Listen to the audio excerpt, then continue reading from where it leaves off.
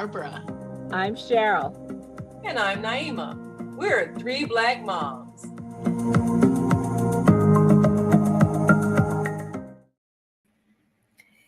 If you have a Gen Zer or maybe even a younger millennial, you may have had one of these people, to help you with your iPhone, your internet, your Samsung, your something, because our younger people are a lot better at technology than we are, especially those of us who are baby boomers or older. So we think that, and maybe they do too, we think that they just have, the world is their oyster, and they have all these great things coming, to them, and they can just do anything except except some of the older things that we know they don't know. For instance, do they know how to use a rotary phone? This was on Instagram and I loved it. It says, "My kids want to try an escape room. So I locked them in their rooms with a rotary phone, analog TV, a remote control, and instructions on how to escape in cursive. So far, it has been 3 hours." And that's funny because I've seen on Instagram kids trying to use a rotary phone. And for us who grew up with a rotary phone, it's no big deal. You pick up the receiver, you dial the numbers to the little part that stops, and then you dial the next number. These kids would pick up the phone, or first they dial, and then they pick up the phone and didn't understand why they were just getting the dial tone. So they put the phone down again. And it was just hilarious to watch them. But really, our kids are missing out on some old school stuff. So, sisters, we want to talk about life skills that we need to be teaching our kids. For one thing, cursive is no longer being taught in schools. And how are you supposed to have a signature, a legal signature, if you don't even know how to write your name in cursive? Sisters, what are we going to do with these kids? I feel like I should be teaching my grandson cursive myself. My grandson actually told me that his school does still teach cursive and he will start learning it in fifth grade. And I said, like, fifth grade? They were teaching us cursive in third grade. And he goes, Yes. "Well, Grandma, that was the old way for the old people." I had to laugh. So I am just astonished because I have a campus ministry at UNF, and I wrote some things out for one of the students, but I wrote it all in cursive. And as I handed it to him, I said, "Oh, can you read this?" He goes, "Well, I think I can kind of figure it out because my grandmother always writes me letters in cursive." Okay, this is a 19-year-old telling me that the only exposure that he has had to cursive writing is from his grandmother. So he was forced to learn at least how to read it because she only writes to him in cursive. And there are a number of things that I think are important to still learn, even though a lot of things have gone digital. When our house was broken into and a number of things were stolen, all the checkbooks were left lying out. And the detective said they probably didn't know what they were or how to use them. Mhm. And I thought, well, that good for me that they didn't go and write a bunch of checks, but sad that children, young adults, will not know how to write a check. There are some places where you do still have to write a check to mail in a payment. They don't accept anything digital. They don't accept online payments. Some people are very superstitious and they will use checks until they die at 203 because they just don't believe in giving up their credit card numbers over the internet. Yeah, that's one of those things with the electronic banking. It's really about trust or distrust.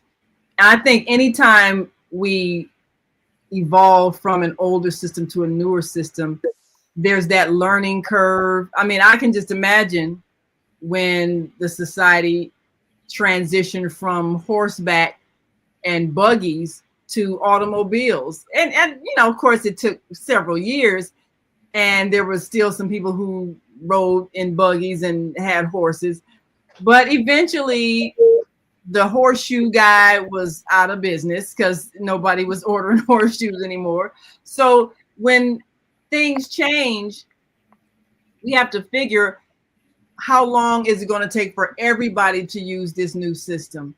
Now, I don't know when it was decided that you didn't need to learn how to write in cursive, because you still have to sign things. You have to legally sign documents, and it doesn't make any sense if only thing you can do is print. And it also doesn't make any sense if they give these pre-designed cursive letters that you can use electronically, because that means then nobody has a signature. So how do you prevent forgeries? You can't. So I don't know when that decision was made and how come nobody said, wait a minute, you can't do that. I think it was made by probably people who were not in the education system. Sometimes these rules are made by people who are not educators. They're not administrators in the educational system. They are just people who somehow this change is going to make them a buck somewhere at the expense of the people who are losing that service. Well, the thing is with a lot of kids, and as I've said before, I also teach, and a lot of my students, they take notes and they bring their laptops, and I allow them to do that. They use their phones, they use their laptops, and a lot of times they'll use it, and we'll be talking about something and they're searching it up. So they're all great typists. They could all do, and of course everybody's really great with typing on their phones with their thumbs. But the thing is what they have found is that when you take notes by hand, that you actually retain it better than even if you type it out. So that's one thing that comes up. But the thing is that even if you don't write checks, if you have to do something like have direct deposit on something, the first thing they want is a voided check. That So is you right. have to have a checkbook. You and you have to know. And Oh, well, and it's you know what they do now though? They will create a check even if you don't have a checkbook, and they'll right. just electronically create it. Which That's right. But you know what's even funnier is that a lot of payments, like one of the payments that I have, a couple of them, they actually I was sending it to them, but the bank writes a check. So my payment was Mhm. late because the bank was writing a check and sending a physical Uh-huh. check. And once I found Mhm. that out, I said, okay, now I have to change the time that I send it out because it's taking them 8 days where I'm sending it out Yeah. on the day that it's due. So a lot of banks still use checks themselves. And a lot of people don't even remember what counter checks are. Have you all ever used a counter check? Do you know what I a think counter I check don't think is? well, that's when you don't have a check on yourself from your bank account, and so they create one at the bank and give it Well, to what you. they do, when I lived in Broken Bow a million years ago, they would have counter checks, and that was the first time I even had heard of it. But they have blank checks from all the different banks. Like say I have, I think it was Bank of Nebraska or whatever I was using at the time, and they would have that. And what you would do, you would write your account number on it, and you would write the check, and then you would write what it was, and you'd sign it. And that was just like tearing it out of your checkbook. If you happened to run into the store but you didn't have your checkbook with you, and so Yeah. that's Mhm. you now when we were growing up and we would see these things that says no counter checks, I had no idea what that was. Obviously people rarely use checks, and if they use checks they will use they will have to have ID with them. But Yeah. everything I pay for more stuff with my phone now.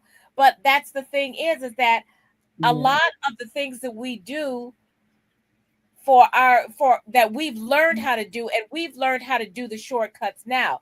But do our people know how to balance that checkbook or that account? See, if you do everything digitally, you still have to have some kind of reckoning so that you know what's out there. And if you have a checkbook, you should know what's out there, what's not. So yes, I balance my checkbook, and you Well, And should that's know really important. It's not just adding up the numbers and adding up the things on the other side and saying, oh, that's even.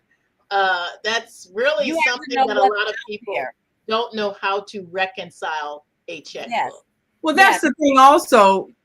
Now that banking has evolved to such a state where everything is automatic, sometimes you can set up your bill payments that are automatic. All the time.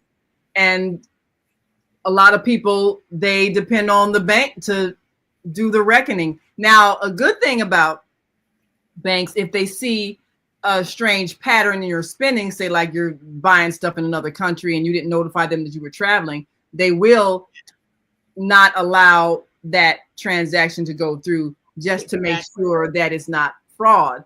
Right. But Same thing with credit cards. Credit cards, a lot of right, times do that, but you cannot always count on that. In fact, this past weekend, my Uber account was hacked, and it took mm, like Ah, several days. And it was from somebody from the UK, but they had sent both me and Sarah an email saying this was a different sign in. But it took, so I didn't get anything charged to me, but it took a lot for them to reconcile that. So sometimes you will get a notice after something has been done, or if something's like really strange, you know, coming up, but you cannot count on that. You yeah, have to you have to know you have what to you have keep to your be own right. book. If someone calls you and says, "Oh, you made this credit card bill, and was this yours?" Well, you don't know if you haven't been paying attention and you don't have a record. You may have made that. Oh, I just stopped into the dollar store and I decided to use my credit card, and you'll say, "No, I didn't do that," and you've forgotten, or somebody else has used it and you don't remember, or you know you didn't do it. So sometimes the credit card companies and the banks will catch it, but they don't catch everything. And That's you right. true. need to know what's And they out. don't often catch it right away. They don't Yeah, often catch it right away, and they don't often catch you right away. You know, if yeah. you're calling my home phone, my landline, and I'm not there, I'm not going to get that call. You know, Yeah. or I'm somewhere else where I'm not going to. Uh, I am Pick not going up. to pick up that phone because I'm in the middle of something else. Well, And you know you what, I noticed that everything is moving a lot faster, and there was a time when cell phones were, a luxury, and then it became a necessity, and then it was made sure that everyone had one. I worked with a friend who was, his job was handing out government phones. So it was Yeah. as if they were preparing for the time when everybody would have to have a cell phone so that you could be instantly reached all the time. I mean, it was like, a lot of people give up their landlines too. Yeah, yeah, they do. because, or they will make it so that you can reach them through the same number as their landline from your cell phone. There are ways to do that as well, but it's expected that everybody has a cell phone at this point.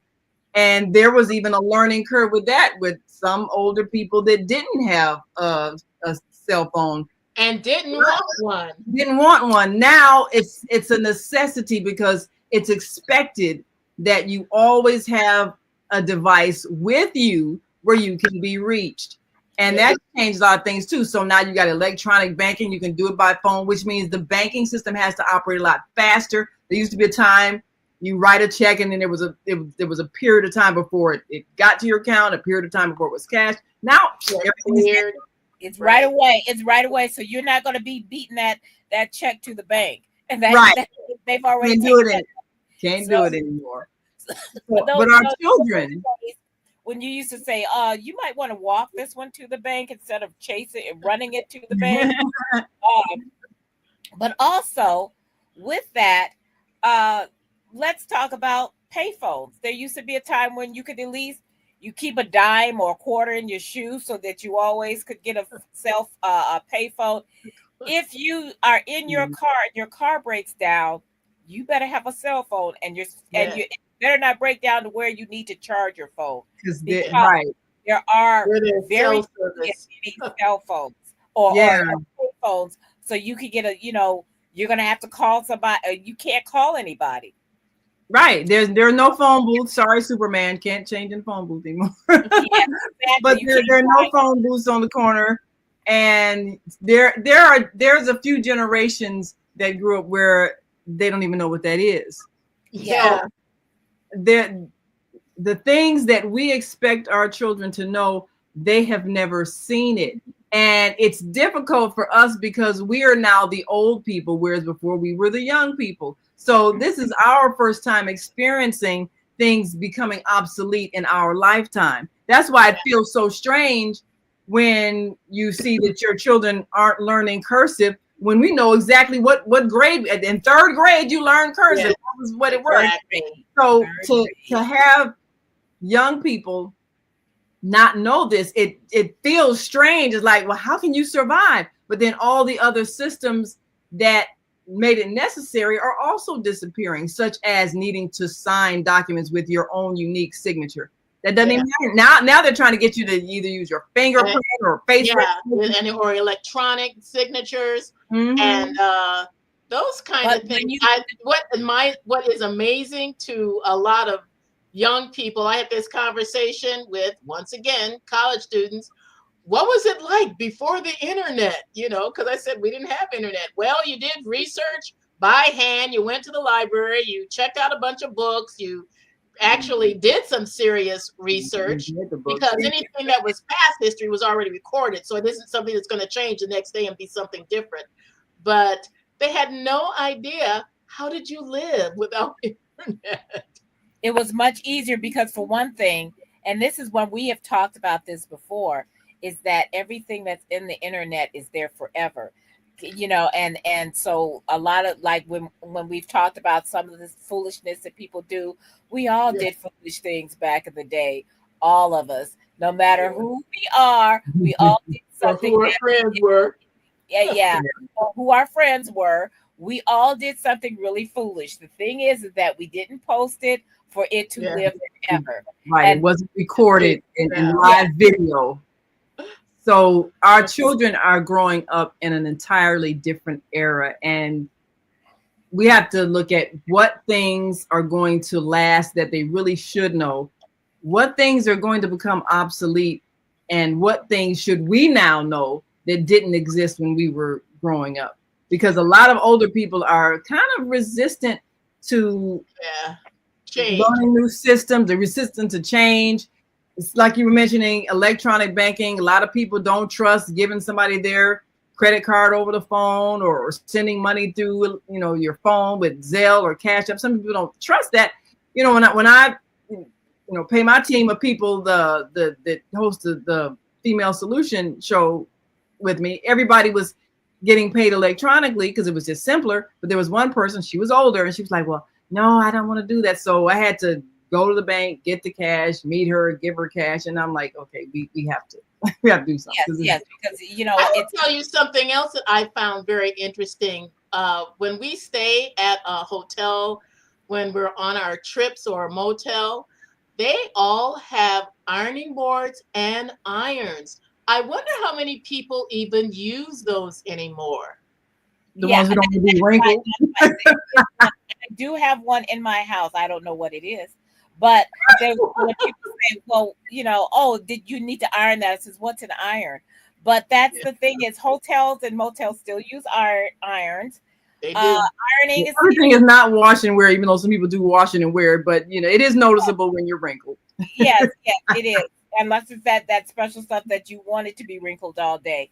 But that's a skill that people don't know how to do. A lot of What, people iron? Or iron. no. What if you pop a button off of your shirt? You just buy a new shirt. So, What? well, as long as Sarah has a mom, she doesn't have to worry about that. But a lot of things, a lot of people do not know how to do basic things. Are you gonna Right? move in there when she gets married? Oh well, my mom's got to come and Exactly, and that's what I'll do too. I'll be right there to sew that button up. But that's the thing is, well, okay. but those are simple things that we don't even think about.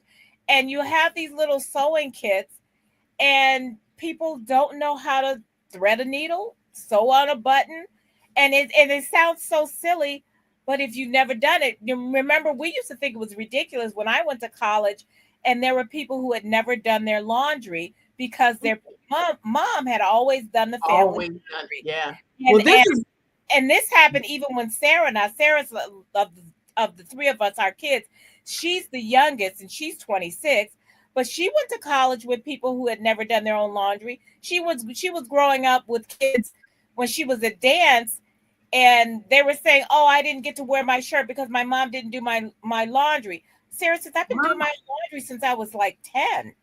And she had been, because I got tired of her wearing something for 10 seconds and then and deciding that she didn't want to wear it, throwing it into the dirty clothes instead of hanging it back up. So I was like washing and wash. I finally said, "You know what? You can do laundry."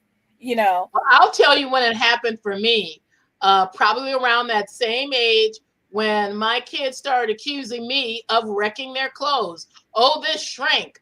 Oh, this isn't supposed to look like this. Oh, you didn't finish ironing it. I was like, okay, do it yourself. Done. Yeah. and they respect Something. it. They respect that enough to be conscious about not wearing something for 10 seconds and then throwing it away and say, "Oh, I throw it in dirty clothes," because they got to wash it. Right. You know, all of those things that they took for granted. Now they understand that this is work that you were making me have to do. Now that you have to do it, you're going to be more efficient. So I think when it comes to skills that your children still need to know, they still need to know how to wash things by hand. Because what happens if the washing machine breaks down? Do you just wear clothes? So you know how to, you need how to know. You need to know how to read the label on your clothes so that you don't put something that's supposed to go in cold water and hot and then shrink it. So they need to know. Or if it's supposed to go to the cleaners. Know if something's supposed to be dry cleaned. Yes. Read the labels. They need to know how to take care of their garments. They need to know how to do some basic things in terms of sewing on a button or fixing a hem in a garment. They need to know how to sew, male and female. And Yes. Exactly. Cook a dinner. Teach them how to sew up their clothes, because you cannot have a son so inadequate that he can't take care of himself. Because if he's going to be a bachelor for a while, which he probably is, yes, he needs to know how to sew up his clothes. He needs to know how to iron his clothes. Yeah. He needs to know how to wash his clothes. How to wash his clothes. He needs to know some basic maintenance skills that every adult should have. There's no longer women's skills and men's skills. It's adult skills. If you're an adult, know how to do things. Now, okay. How to clean a house. How to clean a house. Unless pick up after yourself, especially if you're the only one living there. Yes. If you throw something, if you're single and you throw something on the floor, it is going to stay there until you pick it up. It's not going to magically find its way into any place else. As we all fairy. all lived alone at some point and say, "You know what, that string that I keep walking by on the carpet, it is not going anywhere until I pick it up." Learn how to pick up after yourself, how to clean your bathroom, how to clean how to pick up towels. I hate to be laughing about this, but I have a sister-in-law who actually, when she was talking about one of the reasons that she was getting a divorce, was because her husband, he would use the towel once and then throw it in the hamper instead of hanging it back up on the rack. And so then, like 3 days, she's got 12 towels that she has to wash. But, those little things matter. And when it comes to sustaining a marriage, if you don't teach your son homemaking skills, then that's going to be a thing that your daughter-in-law is going to curse you for, because he needs to be able to be helpful around the house and have the same skills that she has when it comes to basic maintenance, especially when we're pregnant and we need a rest. And you cannot have some grown person sitting around waiting for you to get up and cook the meal, you to get up and clean the house, you to get up and mop the floor, and you're 9 months pregnant or just gave birth. No. Or you're that pregnant and you're still working full time, because some of us work right up until the yes. Yeah. And you can. I think I'm leaving work early today. I'm feeling it. Yeah. I'm in labor. Yeah. I mean, some of us did, but ideally, if you're gonna have this marriage partnership or whatever the case may be, both people have to be competent. And that's, I think there was a whole era where things changed, especially when women were out in the workforce during World War II, and then they were expected to just kind of come back home and be housewives. Well, no, now you got your independence. You want your own money. You want to be able to control your own money. So the dynamics changed, but the men didn't learn the homemaking skills the way women learned how to work outside the home. So that was an era of a lot of divorces where a lot of incompetent men just didn't know how to function in a household. So that's And something I think this will change. if you want to have a laugh, watch one of those old honeymooner episodes where Alice went to get a job because Ralph had gotten laid off, and then he was just hysterical because he totally didn't hardly know what he was doing. And then, but he wanted her to quit her job because her boss was attractive, and he was getting jealous. And to see Ralph going around that kitchen with an apron on with his little tubby self, it was just funny, but it was great. It was great. But this is the thing. There are certain things that we need to teach them, whether they become partners or whether they are single.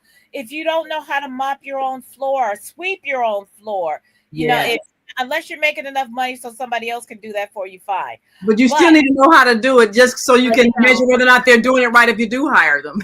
Right. Because you know what? During COVID, my cleaners couldn't come. Mm-hmm. Yeah. I sent them a check, but they couldn't come. Yeah, so you had to clean your house. I hope you cleaned it. But somebody had to clean. But that's the thing. Know how to boil an egg. Yes. Know how to boil water. Know how to cook yourself a simple meal. You don't have to be this great chef, but let me tell you something that the internet will give you. YouTube will give you everything. You can find recipes if you don't want, and cookbooks are easy. You can read. If you can read, you can follow a recipe. If you don't want to do that, go on YouTube and follow along with them. There's things as adults we need to know how to do before we leave our parents' house. Yes, that means our parents need to teach us how to use a broom, how to use a mop, how to use a stove. How to use a stove. We have to teach that, and we should be teaching them very young, not when they get teenage and lazy and back talking and everything, but they need to learn it when they're like 4 years old and it looks like fun. And that's when people learn these things so that it becomes a habitual way of functioning. And let them, when they're little, they want to help. And sometimes it can be a pain to you because it's extra work for you to let them help. But eventually, that's how they learn. How to make a bed, and they should know how to make their bed, clean their room. Yes, definitely make their own beds, and don't go back and fix it for them. Let them learn how to make their own beds. And these are the things, and they're silly little things, but like it's not just about the cursive, or the rotary phone, or the remote or it's about just the basic things on how to take care of yourself. If the internet goes down and you have an old phone, how are you going to get out? Or if you're out camping and there is no cell service and you don't know how to get around because you've never learned how to read a map. That's a good one. How to read a map. How to read a map. These are life skills, and we have to teach our children so that they can function. And if you drive, as someone who watches The Amazing Race, how to drive a stick shift. See if you can learn how to drive a stick shift. Have somebody teach you how to do that, because not everything is automatic. That's right. Got to be prepared. Even though I was on a Waymo when I was in San Francisco and it was a driverless car. And those might happen one day, but until that time, make sure your children know how to drive. Well, we've got to go. And if any of these things struck a chord where you didn't teach your child how to do these things, you might want to tell them to go on YouTube and learn. But these are skills they need to know. So we will be back next time. Until that time, make sure you like our Facebook page, 3 Black Moms, And subscribe to our YouTube channel, Three Black Moms. So every time we're live, you get a notice, and you can also hit that bell so it'll ring and let you know that we are live, and you can join us and add your comments. Until that time, I'm Naima. I'm Cheryl. I'm Barbara. We are Three Black Moms.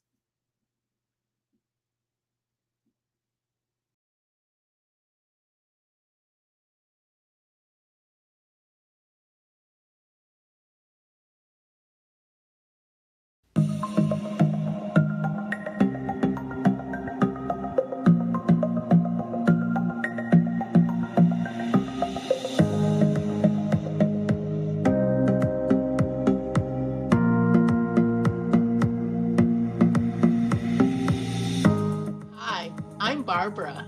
I'm Cheryl. And I'm Naima. We're Three Black Moms.